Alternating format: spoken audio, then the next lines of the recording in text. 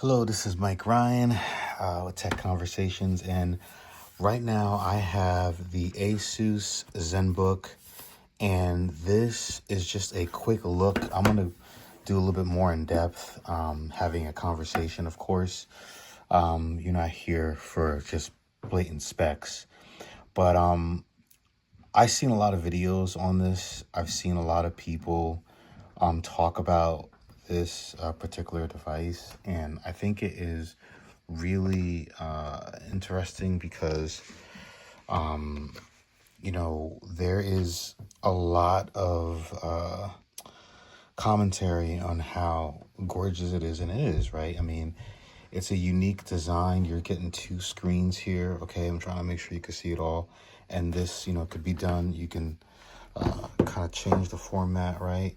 And now it will automatically rotate, and you have like a kind of like notebook style cover.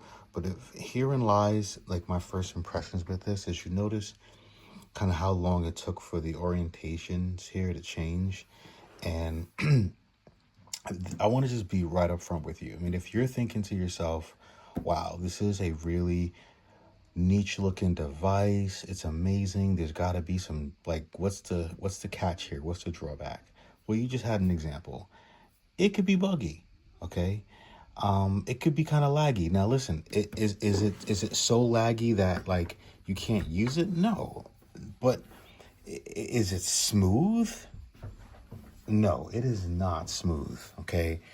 It'd be much easier to pick up your iPad, your mini, and just boom, boom, boom, boom, boom. It's going to make you probably want to crave that kind of interaction or your iPad or your Samsung tablet or whatever, because this is, it's not as responsive, if you can kind of see, right? It's not like if I want to go and, try to pick something here. You see how I'm doing that on the screen and it's not fully going? This is the stuff you need to see in a review, okay? I could sit here and fanboy over this design, but you're actually going to use this device. You're not going to just stand here and look at it and admire it, all right? Maybe for the first like couple of seconds, but you want to use it. And the truth is that when you're actually using it, okay, when you're actually trying to go ahead and interact with the device, you're gonna find that it can be pretty glitchy, and by I mean glitchy is just it's not what we're all used to when you're coming from having a MacBook or something like that. Now, if you're using like if you're using a they have the keyboard here, as you know, okay? If I put the keyboard on here, then it's like a magnet and it comes on, and you can start to now use this. But do you see how there's like, it's just, it can be glitchy.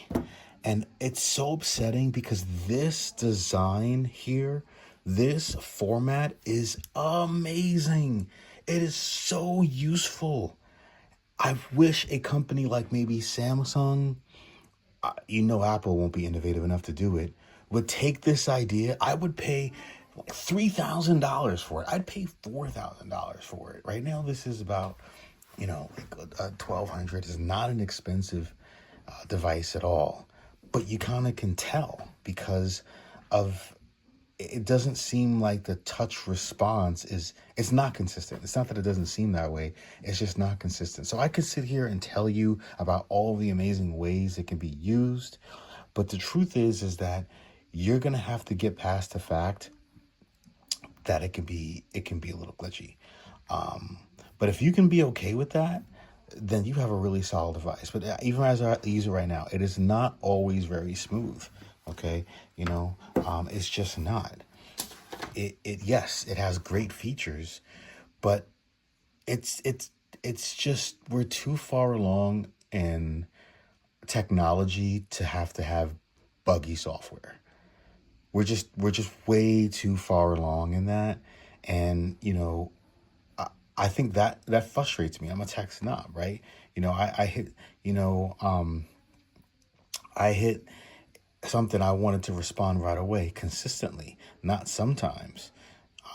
And I think that's the problem. It looks great. I know you're looking at it on film and you're like, wow, this looks awesome.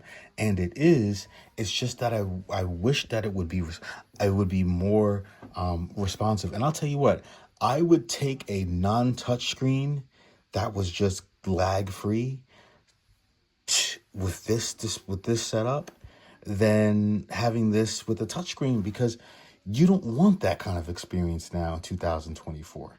And I don't really see many reviewers talking about it. I mean, the closest I've seen it mentioned is when people talk about the on-screen keyboard, and they'll say like, oh, the on-screen keyboard is like not the best typing experience, people will say.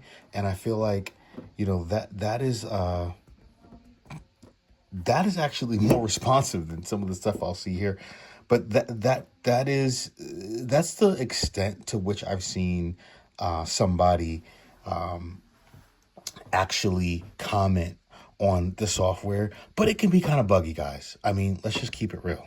And I'm gonna continue to play around with this. Maybe I need to do an update or something like that. I mean, I feel like when I got it, it did like a 30-minute update. So maybe I need to restart it. I'll keep telling you more about it. If you have any questions for me, let me know. I'll definitely share some more stuff with you. But I'm gonna go ahead. I'm gonna restart it and let you know what I think. But right off the bat, it is exactly like it is just as beautiful as what people would say. It is just as niche as what people would say. But the software. And let me tell you what else. You can definitely game on this thing. Look what I have on here. Sifu, I can go in here and start gaming. I mean, you can be watching something and game. But for all the rest of the experiences, yeah, you're going to have to deal with that bugginess. So I'm going to go ahead and restart it and see what happens. But if you have any questions or something like that, you want to know about it, let me know. I don't know if you saw, I'm sure you did. If you guys are traders out there,